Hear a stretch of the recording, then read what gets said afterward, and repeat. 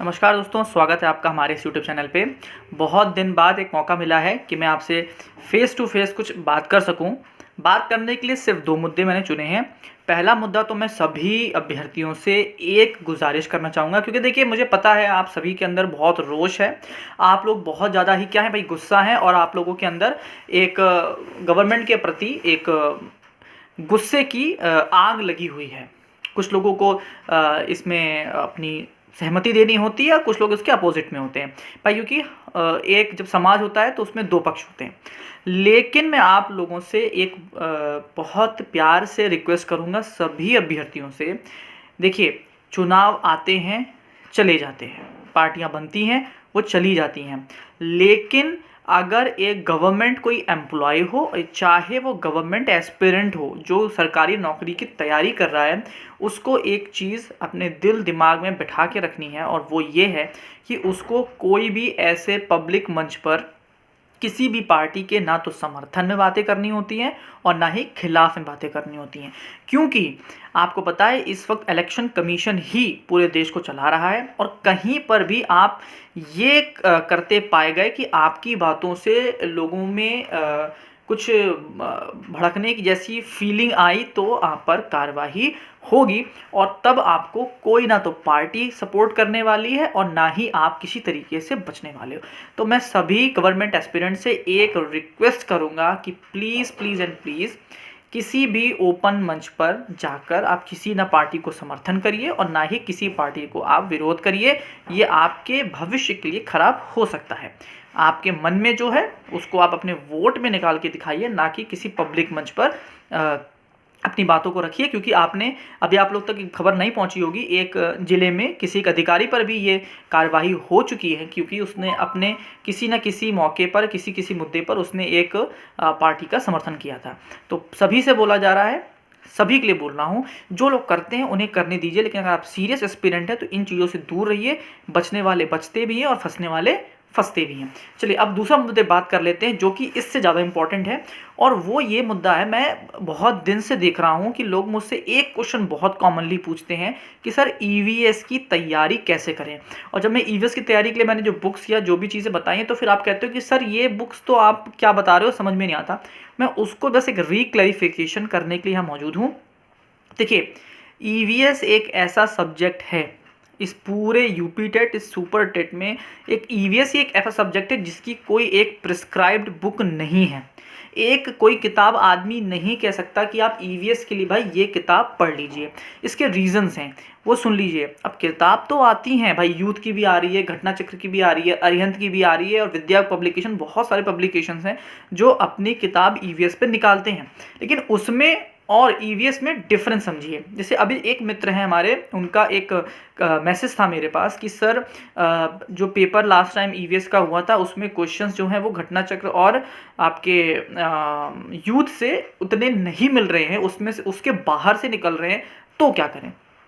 तो भाई मैंने उनको भी यही रिप्लाई किया, और आप सभी के लिए ये बोल दे रहा हूँ, ध्यान रखना। देखिए, यूथ चाहे घटना चक्र, चाहे विद्या, और चाहे कोई भी विद्या हो, ये किताबें इम्पॉर्टेंट पॉइंट्स को मिलाकर एक बुक बना दी जाती है। ये सारे क्या हैं, ये इम्पॉर्टेंट पॉइंट्स हैं। लेकिन क्या ये निश्चित है कि ये सारे पॉइंट्स पेपर में आएंगे, या ये निश्चित है कि इन्हीं पॉइंट्स में से पेपर में आएगा, तो ये नहीं है।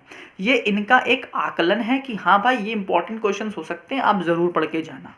यही चीज़ हर किताब करती है। तो जब इसमें से भी नहीं आ रहा तो अब क्या करें।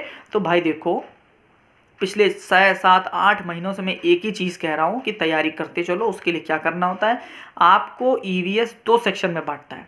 पहला सेक्शन होता है प्योर साइंस जिसको हम कहते हैं, और दूसरा सेक्शन जो आता है वो आता है, मोस्टली जो दूसरा सेक्शन आता है वो आती है आपकी ज्योग्राफी से। ठीक है, तो साइंस एंड ज्योग्राफी। अब जो कुछ कॉमन है, पॉल्यूशन है या ऐसे जो मुद्दे हैं भाई, ये सब साइंस में ही आते हैं, तो इनको आप अलग नहीं कर सकते, ये सब साइंस के मुद्दे हैं। ठीक है, अब ये सारे मुद्दे कौन से, साइंस के और एक आपके ज्योग्राफी, इन दोनों को आपको अलग अलग पढ़ना होता है टॉपिक वाइज। अब ये टॉपिक कहाँ से मिलने वाले हैं, तो भाई सिलेबस डाउनलोड कर लो। वो टॉपिक पकड़ो जाके आप एनसीईआरटी से, वो टॉपिक आप पकड़ो एससीईआरटी से, और तब जाके आपकी ईवीएस ख़त्म होती है। मतलब आपको साइंस और ज्योग्राफी जब आपने दोनों रैंडम अलग अलग ख़त्म कर ली हैं थ्रू किसके, एनसीईआरटी, एससीईआरटी, इंपॉर्टेंट क्वेश्चंस, इन सबको, तब आप जाके तैयारी को कंप्लीट कहते हो। अब हम लोग सोचे कि सर आपको एक किताब बता दो, आप कह दो कि अरिहंत पढ़ लो जाके और अरिहंत से काम हो जाएगा, या फिर आप घटना चक्र ले लो। ऐसा नहीं पॉसिबल है, क्योंकि पेपर वो नहीं सेट हो रहा जो उन किताबों में छपा है। उन किताबों में वो छपा है जो पेपर में आ सकता है, बट उनको भी नहीं पता कि पेपर में क्या आएगा। तो अगर आपको ऐसी तैयारी करनी है जहाँ पर आपको ऐसी फीलिंग आए कि मेरा सब पढ़ा हुआ हो, तो आपको उसके लिए अलग से एनसीईआरटी, एससीईआरटी की साइंस की किताबें पढ़नी होती हैं। और जो ज्योग्राफी, स्पेशली ज्योग्राफी बोलूँगा, बाकी चीज़ें नहीं, ज्योग्राफी, ये जब आप रैंडम अलग अलग कंप्लीट कर लेते हो और अलग इनका एक प्रिपरेशन कंप्लीट होता है, तब आप ईवीएस की तैयारी को कंप्लीट कहते हो। तो सबसे बेस्ट बुक अगर कोई है तो वो एनसीईआरटी और एससीईआरटी की बुकें हैं। बाकी ये बुक्स केवल इंपॉर्टेंट क्वेश्चंस को फिगर आउट करके बना ली जाती हैं, लेकिन इनसे पेपर में नहीं आना या आना ये आपकी किस्मत हो सकती है या होती ही है। तो क्लियर बात बता दी मैंने साइंस के लिए सभी को, ईवीएस के लिए बता दी, सॉरी माफ करिएगा, सभी को बता दिया है कि ईवीएस अगर आपको कंप्लीट प्रिपरेशन करनी है then you have to cover the NCERT, the SCERT from class 6 to 8th तक आपको कंप्लीट करनी होगी। ज्योग्राफी कंप्लीट करनी होगी, तब आपका काम खत्म हो पाएगा। और बाकी जो सब्जेक्ट्स हैं उनकी प्रिस्क्राइब्ड किताबें आती हैं। एक सब्जेक्ट और ऐसा है जो है साइकोलॉजी, जिसकी एक कोई किताब नहीं आती, तो वो आपको अलग अलग टॉपिक वाइज ही पढ़ना होता है। इसीलिए शुरू से मैं आप सभी से टॉपिक वाइज पढ़ाई करने पर जोर देता रहा हूँ। टॉपिक जो चैप्टर्स आने हैं वो चैप्टर पता होने चाहिए, ना कि केवल इंपॉर्टेंट क्वेश्चंस, क्योंकि इंपॉर्टेंट क्वेश्चंस वाले जो फिर भाई लोग होते हैं ना, वो किस्मत पे खेल रहे होते हैं। उसमें से फंस गया तो बल्ले बल्ले, और नहीं आया तो खत्म हो जाते हो आप लोग। तो ईवीएस के लिए फिर से बोलूँगा, फुल ऑन तैयारी अगर करनी है तो ये तरीका है। बाकी इंपॉर्टेंट क्वेश्चन चाहिए तो आपके पास होती है घटना, होती है अरिहंत और होती है विद्या जैसी किताबें। आई होप बातें आपको क्लियर हो गई होंगी। अगर आपको कोई भी किसी भी सब्जेक्ट की कहीं से भी कोई क्वेरी हो रिगार्डिंग सुपर टेट या यूपी टेट, आप इस चैनल पे आइए, कमेंट करिए। हर टॉपिक पे मैंने वीडियो बहुत अच्छे से बनाई हुई हैं। अगर आप कोई एक बात भी रखेंगे तो मैं उस बात का भी जवाब यहाँ पर आके ज़रूर दूंगा। अगर आप लोग अपना प्यार देते रहेंगे, मैं कंटेंट बनाता रहूँगा। सिर्फ एक ही चीज़ है, आपकी सफलता।